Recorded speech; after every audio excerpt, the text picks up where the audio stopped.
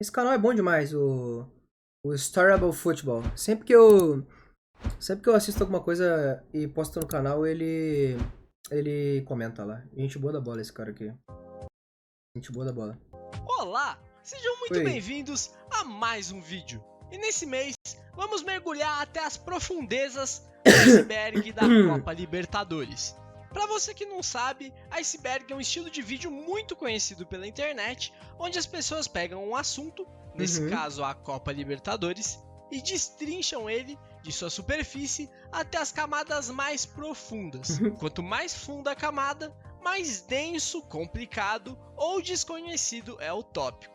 Esses tópicos podem ser curiosidades, teorias ou qualquer coisa relacionada diretamente ao tema central do iceberg. Então, chega de enrolação, vamos embora começar o vídeo.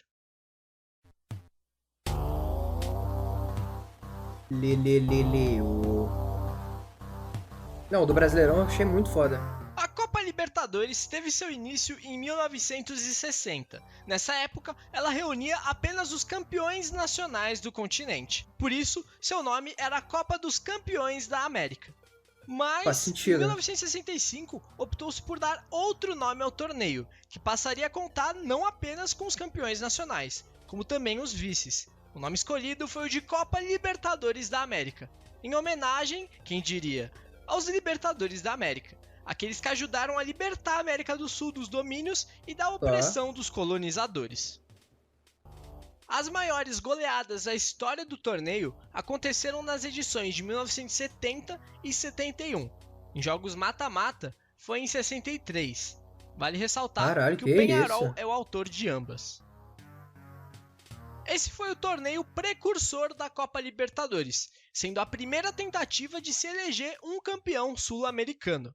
Ele também serviu como modelo para a criação da Liga dos Campeões da Europa, iniciada alguns anos depois. A competição foi organizada pelo Colo-Colo, campeão chileno, com apoio da Comebol. O vencedor foi o Vasco da Gama. Olha aí. A final da Libertadores de 2018 era um clássico entre Boca e River. Na ida, empate em 2-2 na La Bombonera. A volta seria disputada no Monumental de Núñez. Porém, a torcida do River atacou o ônibus que transportava a delegação do Boca Juniors. E por motivos de segurança, e para punir o River pela atitude, a Comebol decidiu tirar o último jogo do Monumental, para Que levar para doideira, velho. Espanha. Até porque nem tem estádio aqui na América, né? Tá faltando. Que tal levar a final do torneio com nome em homenagem aos que livraram a América dos colonizadores pra capital do colonizador? Cara, que É, ideia genial! foda E esse demais. tópico já nos conecta ao próximo, porque a partir desse acontecimento, a Comebol passou a copiar o modelo europeu e fazer a final em um jogo único, em campo neutro. Cara, eu Mas já falei, eu não sou muito fã. Tipo assim, eu acredito que pro espetáculo é melhor, tá? Eu acho que pro espetáculo é melhor, tá? Mas eu não sou muito fã disso na Libertadores, porque pra mim a Libertadores é automaticamente associada a fator local. A graça da Libertadores é o fator local e festa de torcida, tá ligado?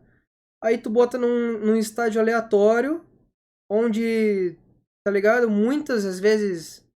A Sul-Americana não precisa nem falar, né? Flopado pra caralho. Aí bota, tipo assim, porra, sei lá, dois times brasileiros pra jogar no Paraguai. Mano, porra, sei lá, viado. É complicado, mano. obviamente, desconsiderando que estamos na América do Sul e não na Europa. São condições e costumes muito diferentes. Mas e aí, gostou dessa mudança ou preferia antes? Esse tópico aborda uma particularidade quase exclusiva do futebol sul-americano. Eu fiz um vídeo sobre isso, mas ele é bem antigo, então eu vou dar um resumo aqui. Basicamente, a altitude se trata de quantos metros uma cidade está acima do nível do mar. Cidades que têm esse número acima dos 2.500 metros são consideradas cidades de altitude elevada. Beleza? Beleza. Mas e daí? E daí que jogos realizados nessas condições beneficiam muito o time mandante, o time Caralho, acostumado olha com isso, essas velho. condições. E aqui na América do Sul existem várias cidades com estádios nessas condições. Mas vale ressaltar que essas cidades não são de Argentina, Uruguai nem Brasil. E esses são os times que mais sofrem com isso. E curiosamente a Conmebol nunca colocou uma final de Libertadores para ser jogada em um lugar desses, né? Pô, e não Mas vai, eu isso acho, né? a gente vai dissertar sobre mais tarde. Ao longo dessas mais de 60 edições, a campanha com pior aproveitamento que terminou em título foi a da LDU em 2008. Foram 5 vitórias, 5 empates e 4 derrotas. Pô, podia muito ter sido o Boca Juniors no do Fluminense, né? Se o Boca Juniors ganha, seria, acho que a pior, velho. Quando vê. Esse tópico aborda a edição mais exótica da história do torneio, por diversos motivos. Mas eu não vou me aprofundar aqui porque tem um vídeo completinho no canal que investiga todos os porquês dessa edição ter sido assim. Não deixa de conferir lá. De 1998 até 2016, tivemos a participação de times mexicanos na Copa Libertadores. E foram participações bem interessantes. Eram equipes fortes e que competiam bem no torneio. Apesar de nunca terem tido um campeão, foram 3 finalistas no período. Otários! Mas esse feat acabou por conflitos no calendário. Além da questão das viagens. Até porque viajar para o México na quarta para voltar para o Brasil e jogar um Brasileirão no domingo não é o ideal, né? Mas vira e mexe surge um burburinho de que as equipes mexicanas vão voltar a disputar a Libertadores. Estavam querendo colocar a MLS há um tempo atrás, mano. Tava rolando esse papo. O que seria bem interessante. Será que rola? O maior público registrado em um jogo de Copa Libertadores foi de 114.500 pessoas em 2001, Bastante na gente, vitória né? de 3-0 do Cruz Azul sobre o River Plate, no Estádio Azteca. O menor foi de 42 espectadores no empate entre Fênix, do Uruguai, e 11 Caldas, da Colômbia, válido pelo grupo 2 da edição de 2004. Vale ressaltar que os donos da casa já estavam eliminados e jogavam só para cumprir tabela. E o 11 Caldas já estava classificado. Eles que viram a ser campeões daquela edição um mês depois. Esse tópico fala sobre os clubes que na mesma temporada disputaram a segunda divisão e a Libertadores. O primeiro vídeo daqui do canal foi sobre essa temática. Lá eu abordo de forma mais completa os acontecimentos. Hoje são 8 os clubes que conseguiram esse feito. Caralho, que aleatório, né, velho?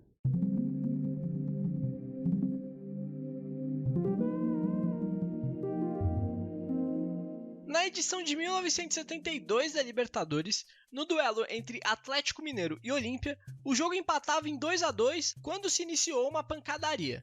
O juiz expulsou 3 jogadores do Atlético.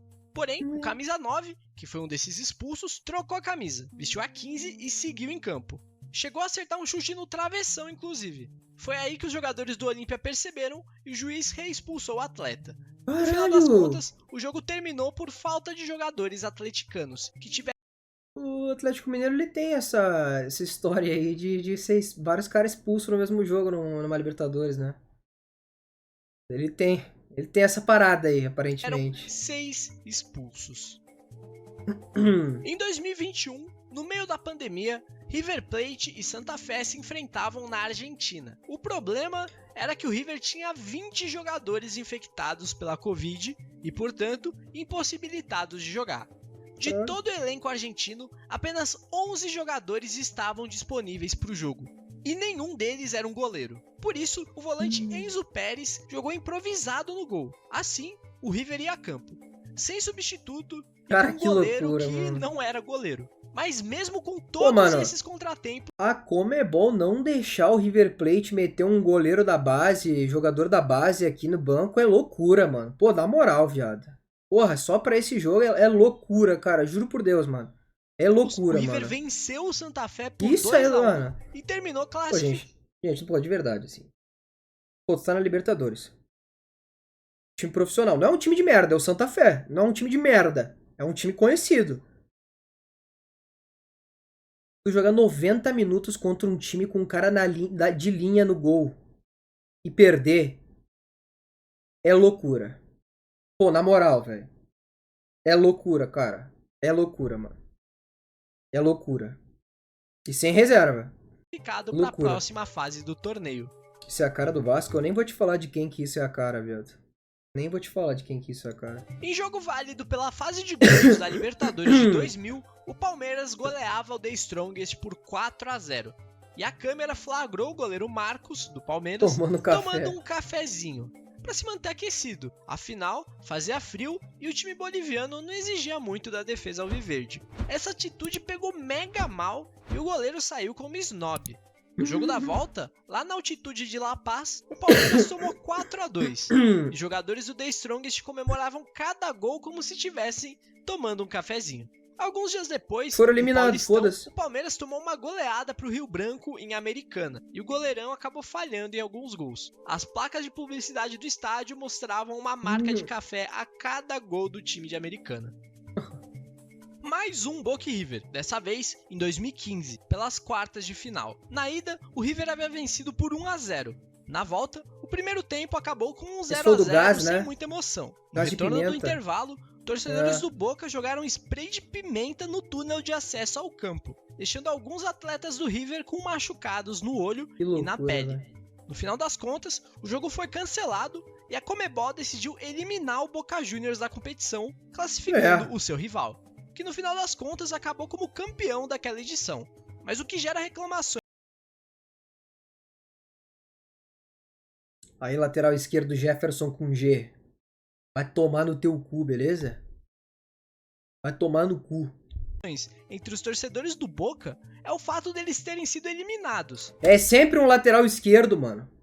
Posição do capeta aí do caralho, cara. Porra! E quando aconteceu o contrário, em 2018, a Conmebol não eliminou o River da final, apenas tirou seu mando. Esse tópico aborda um dos jogos mais folclóricos da edição de 2003 da Libertadores, o duelo entre o Azarão Paysandu e o bicho-papão Boca Juniors, mais especificamente o jogo da La Bombonera, na ida, onde o Paysandu, mesmo com 2 jogadores expulsos, mostrou quem era o papão e derrotou o Boca por 1-0. Pra se ter ideia do quão gigantesco foi esse feito, apenas 2 times brasileiros tinham derrotado o Boca lá até então, o Santos de Pelé e o Cruzeiro de Ronaldo. Pena que não adiantou de muita coisa e o Paysandu acabou eliminado no jogo da volta. Isso é o Yarley, né? Ao longo desses mais de 60 anos, diversos clubes que disputaram a principal competição do continente sul-americano encerraram suas atividades e não estão mais entre nós. Então, aqui prestamos nossas homenagens aos times que estão aparecendo aí na tela. Valeu, galera. Valeu, velho.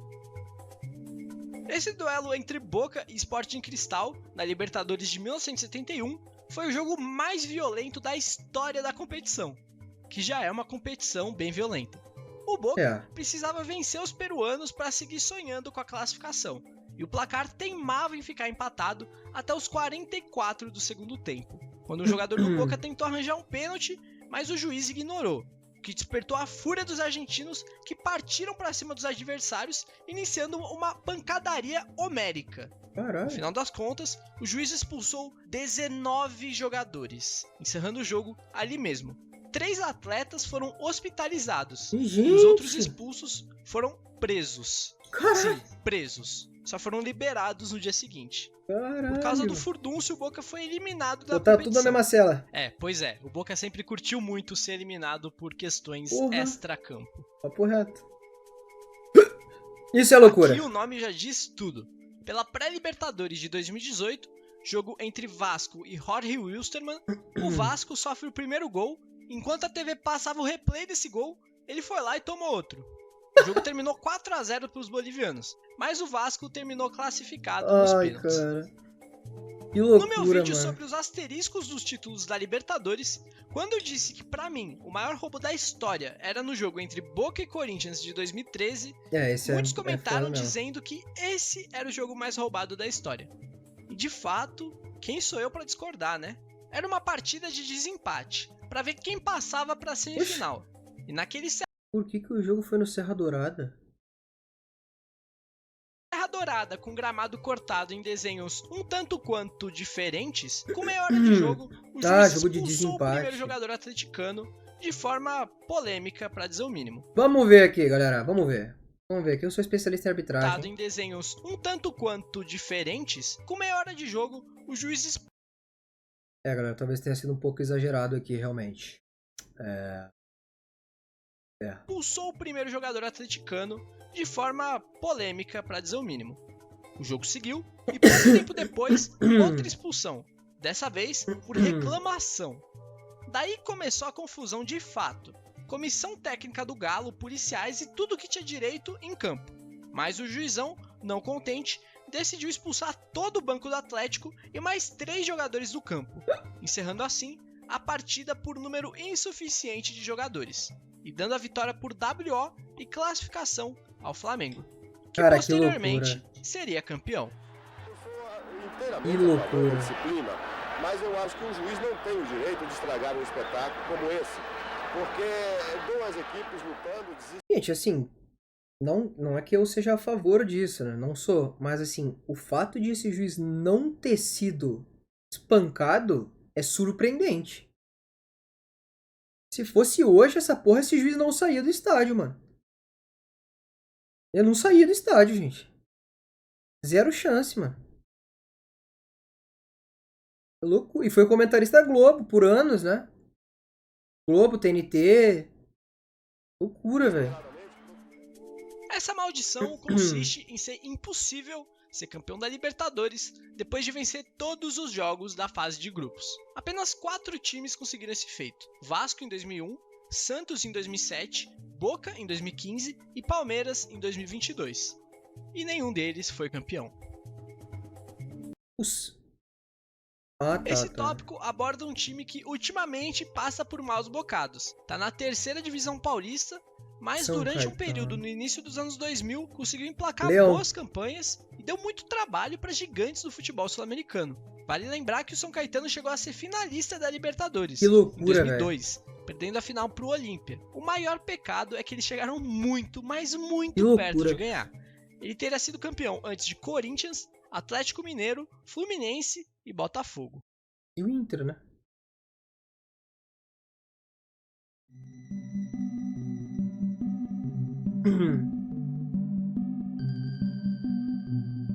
Durante as comemorações do título de 2004, vencido pelo surpreendente Once Caldas, os jogadores acabaram quebrando o troféu. Eles conseguiram decapitar o troféu da Libertadores. O concerto custou cerca de $7 mil. Em 1991, se classificavam 3 times em cada grupo. E no grupo A, o Boca poderia deixar seu arquirrival de fora. Bastava um empate com o Oriente Petroleiro em casa. E adivinha? 0-0 com impressionantes 0 chutes ao gol. Puta merda. Que coincidência. O futebol é tão maluco, né? É. Se fosse Flamengo e Fluminense aqui, já sei que não ia acontecer, né? Não tem rivalidade no Rio de Janeiro, né? Oi, desculpa incomodar, só deixa o like no vídeo e se inscreve no canal que isso vai ajudar bastante, beleza? Tamo junto, desculpa, pode voltar pro vídeo, valeu! Esse é um time que atualmente está na 2ª divisão colombiana, mas em 2007 fez uma campanha histórica e que é muito pouco lembrada, principalmente aqui no Brasil. O clube colombiano passou em 2º lugar de seu grupo, eliminou Toluca e Nacional nos mata-matas. Na semi, caiu contra o Boca Juniors, mas eles não se borraram e venceram o jogo da ida por 3-1.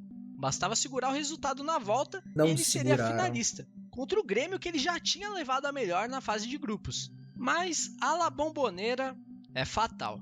A polêmica da vez foi a neblina. Graças a Deus, Teve mano. tanta neblina, mas tanta, que é impossível ver como foram os gols do Boca. Da TV só dava pra ver a fumaça. E o jogo terminou 3-0 para os argentinos. Graças a Deus. Graças a Deus terminou. Em 2009, na transmissão do Sport TV do jogo entre Palmeiras e Real Potosí, houve um pequeno equívoco na apresentação da escalação do time boliviano. Ao invés de aparecer os nomes dos jogadores do Real Potosí, apareceram uns nomes meio brasileiros. Bom, isso porque o que apareceu na tela foi a escalação do Macaé pro duelo contra o Botafogo pelo Campeonato Carioca, que foi transmitido pelo mesmo Sport TV naquele dia mais cedo. Aparentemente eles esqueceram de trocar os nomes e o narrador nem percebeu. Caralho. Errar é humano. Todo mundo erra e tá tudo bem. Mas e se eu te disser que até o bem mais precioso da Libertadores tem erros? Pois é, se olharmos atentamente as plaquinhas do troféu, notaremos que na de 1970 do Estudiantes está escrito Clube Estudiantes de La Plata, mas na realidade é para estar Clube, com B mudo. Na plaquinha de 2009, também do Estudiantes, tá escrito Clube Estudiantes de La Plata. Não é possível, gente. A Conmebol odeia o Estudiantes. A Conmebol odeia o Estudiantes. Teve também um erro na placa de 2008, da LDU, que indicava que o time era do Peru. Meu quando Deus! Na realidade, é do Equador. Mas esse último se tratava de uma réplica. Então, menos mal. Se você viu meu vídeo sobre os asteriscos nos títulos das Libertadores, você sabe do que se trata esse tópico. Se não viu, vai ver, porque é um vídeo muito show. Meu favorito daqui do canal particularmente. Os motivos especulados para essa diferença são os mais diversos. Diferenças culturais, linguísticas, a maior qualidade técnica e financeira do Brasil perante os outros países latinos, ou quem sabe, talvez, pelo fato da Argentina ser a confederação mais influente da Conmebol. Mas isso a gente vai elaborar mais em alguns tópicos lá pra frente. A parte mais icônica do troféu da Libertadores, certamente, são as plaquinhas espalhadas na base de madeira. Cada uma representa uma edição realizada. E quando acabar? Antigamente, essa base era muito menor. E com a medida que as edições foram acontecendo, essa base foi aumentando para que as plaquinhas fossem colocadas. A questão é que ao fim dessa edição de 2023, chegamos novamente ao limite dessa base. E não se sabe se a Conmebol vai optar por aumentar novamente a parte de madeira ou fazer outra coisa. Segundo o presidente da entidade, eles vão diminuir o tamanho das placas para caber mais. Mas nenhuma decisão oficial foi tomada até o momento. Hoje, a Copa Libertadores é a maior obsessão de todo o time do continente. Aumentaram, né? Mas nem sempre foi assim. Durante 3 edições, o Brasil não teve nenhum representante. Isso ocorreu em 1966, 69 e 70. Em 66, o motivo foi porque a CBD não gostou da mudança no regulamento da competição, que começou a permitir com que os vice-campeões nacionais também a disputassem. Em 69, o problema foi o calendário. O Campeonato Brasileiro daquele ano durou 14 meses, então não tinha como indicar um participante se o campeonato nem tinha acabado. Em 70, o motivo foi novamente o calendário. A CBD afirmou que a competição atrapalharia a preparação para a Copa do Mundo. Outros motivos alegados para a falta de interesse no torneio foram a grande violência, as arbitragens tendenciosas, o baixo retorno financeiro e as complicadas logísticas das viagens.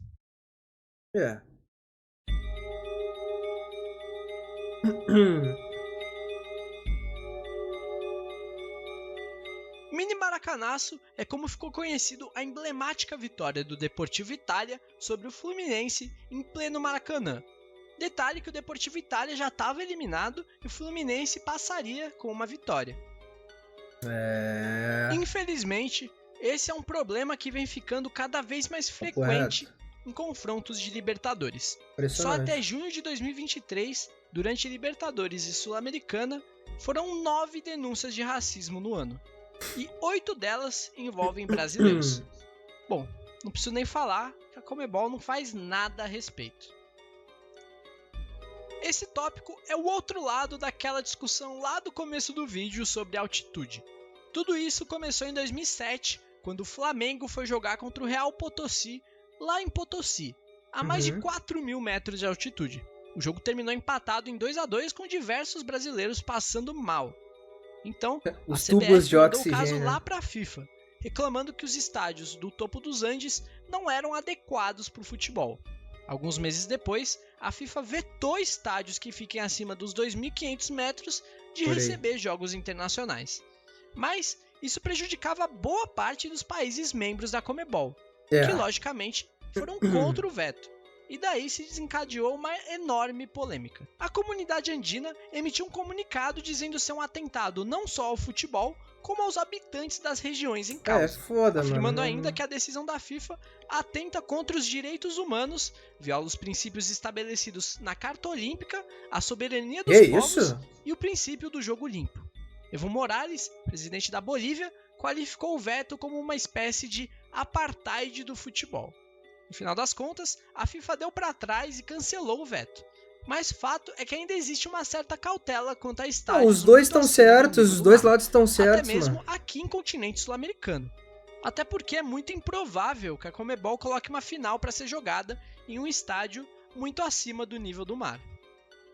Atlético Tucumã e El Nacional se enfrentavam em Quito pela pré-Libertadores. Porém, O Tucumã teve problemas em seu voo, o que atrasou o jogo em 1h30. Nossa, eu lembro Mas, disso, não tinha desgraça, pouca uniforme, né? bobagem, o time argentino não conseguiu transportar seu Papo reto. uniforme, o que seria um problema gigantesco não fosse a sorte da seleção argentina sub-20 estar jogando o sul-americano sub-20 naquela mesma cidade. Caralho, olha aqui. Gols, Lautaro Martinez, artilheiro. Daí, a seleção emprestou sua camisa para o clube, o que nem causou tanto estranhamento, até porque os uniformes são Quase iguaizinhos. igual, né? E sem sentir o peso de vestir o manto da seleção argentina, o Tucumã venceu a Nacional por 1-0 e conseguiu a classificação. Esse tópico fala sobre a maldição imposta sobre o simpático time do Diabinho, o América de Cali, e sua sina de jamais vencer uma Libertadores. Digamos que não a vai América vencer. nunca foi de Cali. Tá. Ele foi vice-campeão em 1985 para o Argentinos Júniors, em 86 para o River Plate, em 87 para o Peñarol e em 96 para o River Plate de novo. No futebol feminino, eles perderam a final para a Ferroviária de Araraquara em 2020. E se eu te disser que o time que você mais tem que temer no sorteio da fase de grupos da Libertadores é o Alianza Lima? Sim, se seu time cair contra ele, pode esquecer. Mas não porque ele é um adversário difícil, mas porque ele carrega uma maldição. Todos aqueles que caírem no grupo do Alianza Lima não vão ser campeão. Perder a Libertadores. Desde 2000, que foi quando esse formato foi instituído, o Alianza Lima disputou 13 edições de Libertadores. Mas com todo respeito, o grupo do Inter aqui podia ser qualquer do planeta Terra. Esse time de 2019 aqui não ganharia Libertadores nem se jogasse 15 vezes, mano. E dito isso, ainda fez um jogo honesto contra o Flamengo de 2019, né? Honesto. Caindo com 39 times no total. E nenhum conseguiu levantar a taça. Tiveram ainda 3 finalistas. São Caetano em 2002, Boca em 2018 e River em 19. Bom, no ano que vem já sabe, né? Torce pra vir qualquer um, menos o Alianza Lima no seu grupo. Será que o Inter pode pegar o Alianza Lima na fase de grupos em 2025? Será que o Alianza Lima tá na Libertadores? Já começa por aí? Não sei. Essa maldição afeta exclusivamente clubes brasileiros. Pode pegar o Boca Juniors aí. Por algum motivo, todos os anos terminados em 4 são amaldiçoados e impossíveis de serem vencidos por equipes brasileiras. Esse vídeo aqui, a primeira coisa dele já ficou datado, né? Essa aqui acabou. A maldição acabou, rapaziada. A maldição acabou. Resta então aguardar e ver se ano que vem essa maldição se mantém. Esse tópico se trata de uma Lost Media, ou seja, uma filmagem que está perdida e indisponível para o público. Estamos falando da filmagem da final da Copa Libertadores de 1960. Não existe o jogo, não existe. Disponível em vídeo. Caralho. Algo muito estranho, até porque foi um evento amplamente documentado à época, com transmissões para diversos países. Vale dizer que é a única final sem nenhum registro em vídeo, apenas áudios e fotos. Na estreia da Libertadores de 1992, o Newell's Old Boys foi goleado pelo São Lourenço em da casa Argentina. por 6-0. A torcida ficou completamente maluca e culpou o treinador da equipe, que na época era um jovem chamado Marcelo Bielsa. Olha aí. Segundo a história, um grupo de torcedores foi tirar satisfação com o treinador na porta de sua casa de madrugada. Foram surpreendidos com o próprio Marcelo saindo à porta, mas com uma granada na mão. Gente! Andando lentamente, ele disse que se os torcedores não saíssem de lá, ele iria tirar o pino e jogar neles a bomba. Não é à toa que ele ganhou o apelido de El Loco. Vale dizer também que o Newell's se recuperou e chegou até a final daquela edição. Olha aí, ó. Tinha grandes chances de sair campeão, mas não aí fosse pegou o São Paulo trem, de né? Telê na final. Pegou o trem. Hoje, Marcelo Bielsa é o técnico do Uruguai e foi tão importante que dá o nome pro estádio Muito do Newell's. foda, muito foda, muito foda.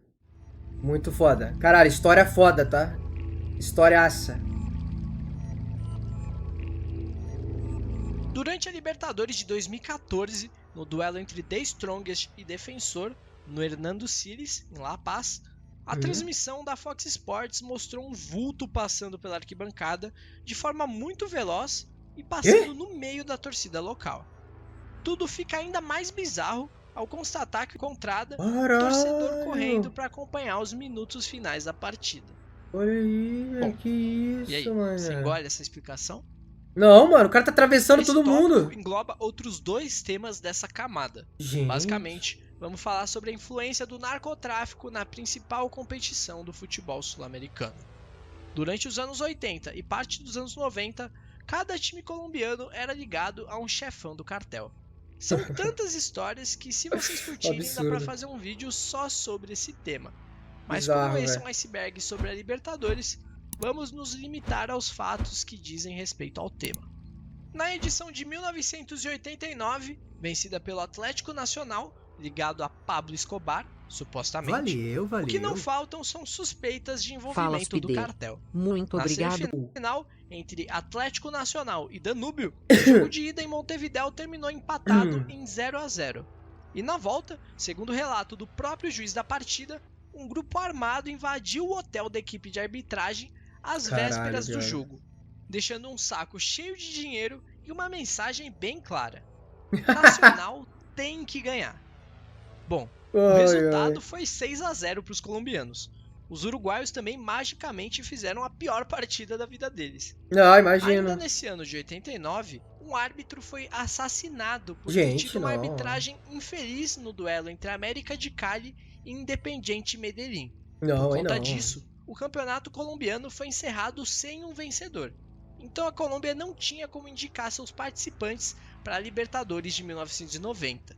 O único representante foi o atual campeão da Libertadores, o Atlético Nacional. E nas quartas daquela edição, ele acabou enfrentando o Vasco da E Gama. o Eurico O jogo maluco, da ida viado. no Rio terminou em 0-0. A volta, em Medellín, foi vencida pelos colombianos por 2-0. Mas os jogadores vascaínos alegaram ter sofrido ameaças e o trio de arbitragem uma tentativa de suborno. Foi então que surgiu um tal de Eurico Ele é Miranda maluco, exigindo viado. que a partida fosse anulada. E a Conmebol aceitou a alegação, exigindo com que fosse realizado um novo jogo em campo neutro. Mas de nada adiantou. O Atlético Nacional saiu NT. vencedor novamente, dessa NT. vez por 1-0. O clube colombiano teve esse mesmo tipo de problema em diversos outros confrontos, como contra o Olímpia, que caiu contra o Atlético Nacional 3 vezes, em 89, 90 e 91. Por conta desses acontecimentos recorrentes, a Colômbia foi proibida de receber jogos da Libertadores por 1 ano.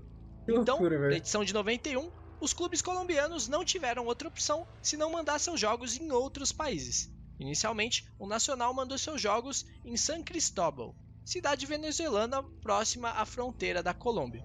Mas o mais curioso foi o clássico entre Atlético Nacional e América de Cali, que foi jogado em Miami, nos Estados Unidos. Olha aí. Sendo esse o primeiro jogo da história da Libertadores disputado fora da América do Sul.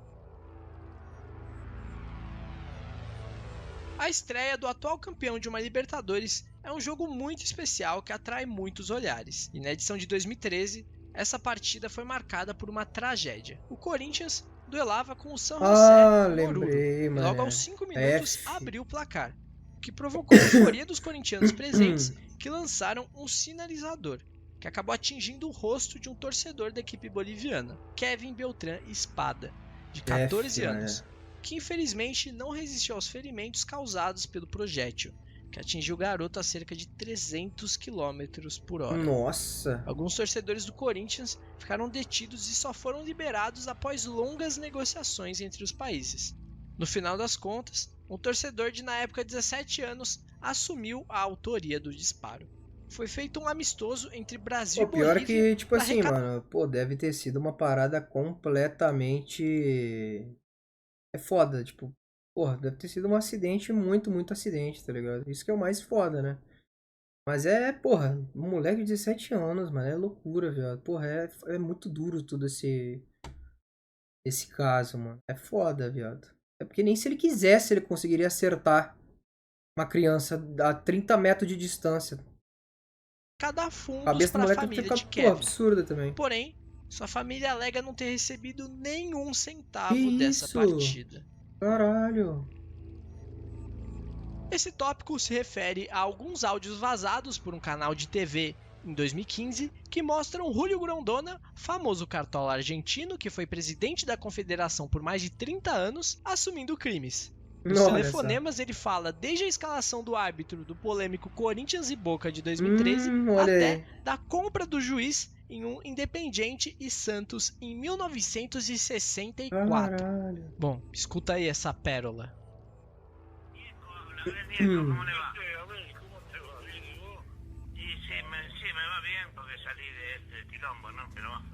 Salió bien al final, no lo quería dar y este loco de mierda jugó el refuerzo más grande que tuvo Boca que del último año es amarillo. Y sí, bueno, ahí Ale, bueno, qué sé yo, que con Alarcón estoy hablando, que Alarcón me dice a mí que este área medio es nuevo, qué sé yo, que hay que tener, bueno, entonces hace una cosa, pero lo quieren ahí en la Argentina, la amarilla, mira, si no lo quieren, no sé, lo quiero así ponerlo y dejarme echar la pelota. Alarcón, poneme amarilla y dejame de joder. Bueno, así fue, lo puso y bueno, y salió bien, porque bueno, tiene que Se ser saiu así, bem, pero pô. bueno, ¿Quién tiene que poner ahí ahora bueno, Boca y ahora qué bueno? Boca ya no, porque Alarcón, no sé, me pone a Lutó tuvo problema Boca River. Decime que hablaste conmigo y se terminó. Usted no hay problema con Delfino, ¿no? Porque el otro que tengo es Mauro Viriano. Yo te digo que sí, vos sabés de esto, hombre. ¿Cómo? Por favor, que vos sabés de esto. ¿Qué quieres Que áudio é esse vazando no fundo Sí, aí? yo sé demasiado, Julio, pero ni por sí, ¿eh? Pero vos, Y después iría Delfino el petizo, Ceballos. ahí tenés tres, Delfino, Ceballos y Vigliano. Y de esos tres manejate los dos partidos. Bueno, listo, Julio. Listo. Le mando un abrazo, ¿eh? Chao, querido, Hasta chao. luego, gracias. Tchau, Que querido. ponés ahí con este, ¿cómo se llama? Ahí este hay que tener cuidado. No, a los niños no. Por favor, que se entró y te referí el niño te Olha só, mano. Que Julio, loucura, eso velho. lo aprendí de verdad hace más o menos 40 Mira, en el año 64, cuando jugamos con el Santos, yo le gané a Leo Jorge, que era holandés con los dos líneas.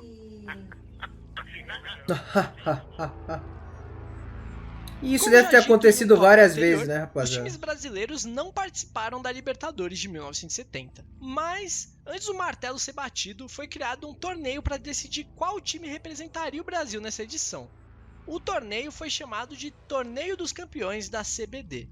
Na disputa pela vaga foram reunidos o Santos, o Sport, o Grêmio, o Maringá e o Que Botafogo. isso? Apesar das dificuldades, o Grêmio Maringá derrotou o Sport e conseguiu 2 empates contra o Santos, levando tudo para o jogo de desempate. O problema é que o calendário estava muito apertado e se desenhava a possibilidade do Santos ter que jogar 3 partidas no mesmo dia. Que Uma contra isso, a cara? Ferroviária pelo Paulistão, uma contra o Peñarol e a contra o Grêmio Maringá. Foi então a desculpa perfeita para o Peixe desistir da competição, dando a vitória e o título ao Grêmio Maringá, porque o Botafogo também tinha desistido do torneio um tempo antes. Dessa forma, o Que Grêmio loucura, Maringá né? deveria ter sido o representante do Brasil E não para a foi? Copa Libertadores de 1970. Assaltaram o Mas, Maringá? pro azar deles, houve a oficialização do boicote à Libertadores, o que impossibilitou que eles disputassem o torneio. Que injustiça com o meu Maringá, mano. Nada a ver, mano. Então, por esse mês foi isso. Deu um trabalhão desgraçado fazer esse vídeo. Pra vocês terem uma ideia, eu tô gravando essa finalização aqui virado às 7 da manhã do dia 16, que é o dia da postagem. Mas, antes de finalizar, eu quero te pedir uma coisa. Se você curtiu o vídeo, achou que valeu a pena Eu assistir curti, esses 30 e tantos curti. minutinhos, por favor, compartilhe ele pros seus amigos que curtem futebol. Tá, compartilhei pra Dê essa vários moralzinha, aqui. porque isso é muito importante para que eu consiga continuar trazendo vídeos todo mês e com cada vez mais qualidade. Se você achou que faltou alguma coisa, comenta aí. Eu sei que essa moda de vídeo de iceberg já passou faz uns 2 anos, mas esse tipo de vídeo nunca foi tão linkado ao futebol, então eu decidi fazer esse teste com a competição que eu mais gosto e mais tenho conhecimento. Foi um grande iceberg foi vídeo, feito por Starable. Tanto que o do Brasileirão foi bom pra cacete também.